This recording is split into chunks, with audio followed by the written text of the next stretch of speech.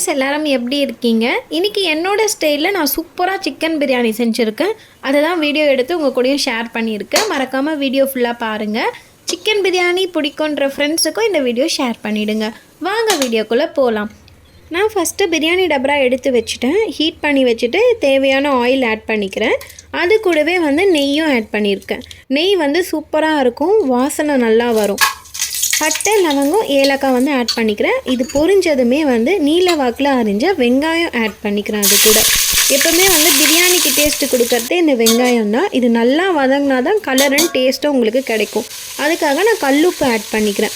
உப்பு போட்டு வதக்குனா வெங்காயம் சீக்கிரமாகவே நல்லா வதங்கிடும். இந்த பிரியாணியோட அளவு 3/4 கிலோ, அதாவது 3 கிளாஸ் அளவு அரிசி எடுத்து வச்சுருக்கோம். ஆனியன் நல்லா ப்ரௌன் கலரில் வதங்கினதும் நான் 3 பச்சை மிளகாய் அது கூட ஆட் பண்ணிக்கிறேன்.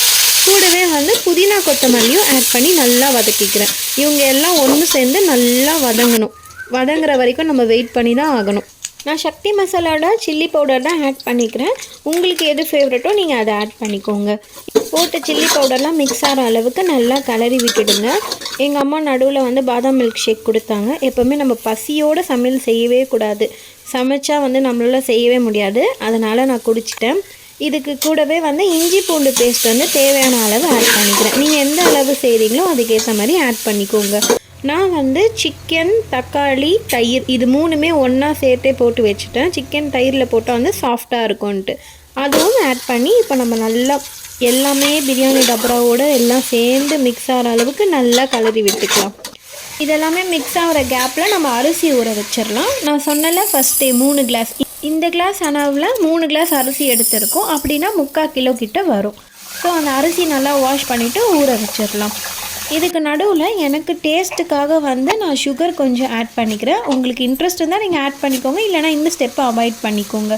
இது நல்லா கலர்டன் வெயிட் பண்ண எங்கள் அம்மா நடுவில் வந்தாங்க. என்ன பண்ணீங்க? என்னுடைய ஃபிஷ் வீடியோ வேணுமா உங்களுக்கு? எடுத்துக்கங்க. ஃபிஷ் செஞ்சுட்டு இருந்தாங்க, அதெல்லாம் காமிச்சிட்டு இருந்தாங்க. இந்த ரெசிபி வேணும்னா கமெண்ட்டில் சொல்லுங்கள். இப்போது நம்ம 3 கிளாஸ் அளவு அரிசி ஊற வச்சோம்ல, அதுக்கு 6 கிளாஸ் அளவு நான் தண்ணி ஊற்றிக்கிறேன். தண்ணி ஊற்றிட்டு இது ஒரு 15 நிமிஷம் நல்லா கொதிக்கணும். 15 நிமிஷம் முடிஞ்சிடுச்சு. ஓப்பன் பண்ணி பார்த்தா நல்லா இந்த அளவுக்கு கொதிச்சிட்டு இருந்தது. இந்த ஸ்டேஜில் நீங்கள் உப்பு புளிப்புலாம் பார்த்துட்டு நான் தேவையான லெமன் ஆட் பண்ணிக்கிறேன். இது கூடவே நம்ம ஊற வச்ச அரிசியுமே ஆட் பண்ணிக்கலாம். அரிசி போட்டு மசாலா எல்லாம் நல்லா ஒன்றாகிற அளவுக்கு கலரி விட்டுட்டு நம்ம இதை மீடியம் ஃப்ளேமில் ஒரு 15 மினிட்ஸ் வைக்கணும். அப்போ தான் தம் போடுறதுக்கு ரெடி ஆகும். இப்போ நம்ம ஓப்பன் பண்ணி பார்க்கலாம். தம் போடுறதுக்கு பக்காவாக ரெடி ஆகிடுச்சு. இந்த மாதிரி ஸ்டேஜில் அரிசியை பார்த்தாலே தெரிஞ்சுக்கலாம் தம் போட ரெடி ஆகிடுச்சுன்ட்டு.